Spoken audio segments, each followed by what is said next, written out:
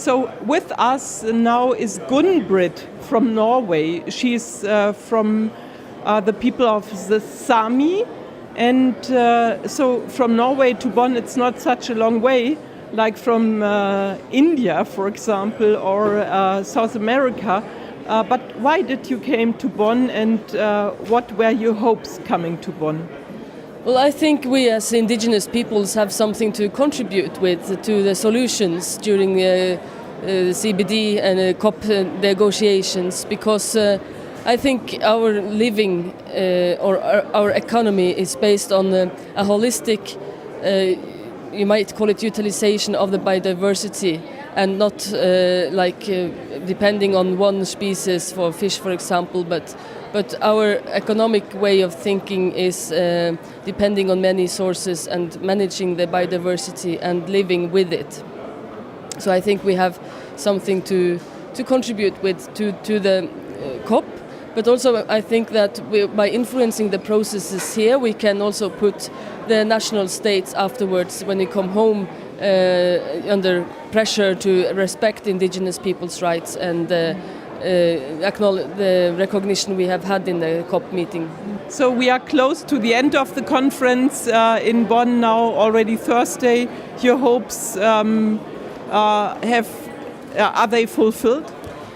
To some extent, yes, and because in the access and benefit sharing agenda item we got in some recognition of our knowledge, and because we are invited to participate in the expert meetings and so on, and also we've seen some development in the HA working group as well, and it's kind of reinforced the work with the HA, so with also our participation, and it's also acknowledged or recognized the UN Declaration of Indigenous Peoples' Rights.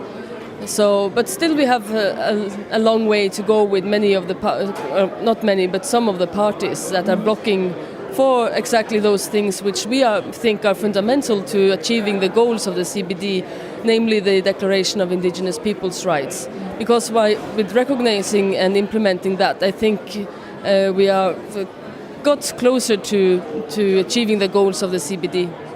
So I learned that there are some major worries about industrial activities in the land of the Sami. Which are these special concern and worries? Yeah, now when the climate change is impacting, or we see it very intensively in the Arctic, it's also greater access to oil and to extraction of oil and gas in the Arctic, which has been inaccessible earlier. And we also see, in particular with our brothers and sisters in Russia, that they have no recognition of their rights in the states when it comes to extraction of resources. And we also see multinational companies just not following the standards they would in any other countries. When they come to Russia, they have kind of left that behind at home or wherever. But so it's a great concern. Another thing is that when climate change is impacting us on the first hand, but also the decisions made to mitigate climate change is to develop alternative energy. And we also see no participation or consultation with the indigenous peoples when it comes to establishment of windmill parks or hydropower, or even some are discussing nuclear plants as an alternative. And then you of course have to utilize also uranium, which is also happening in indigenous people's land. So not only is the climate change impacting us, but the measures that the international society and the national governments put in place is also impacting us, and it's no participation from the indigenous peoples in these decisions.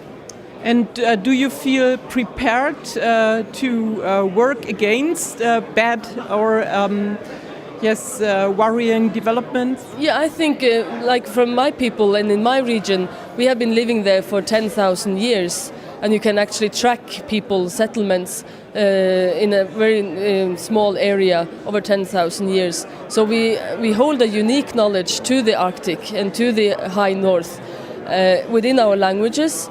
and also in the people, in the traditional knowledge. And I think we should be enabled to utilize this, develop our own knowledge systems to be able to face the challenges, adapt to the climate changes, and to also help maybe the others, the global society, with our knowledge to how to adapt to the changes that come.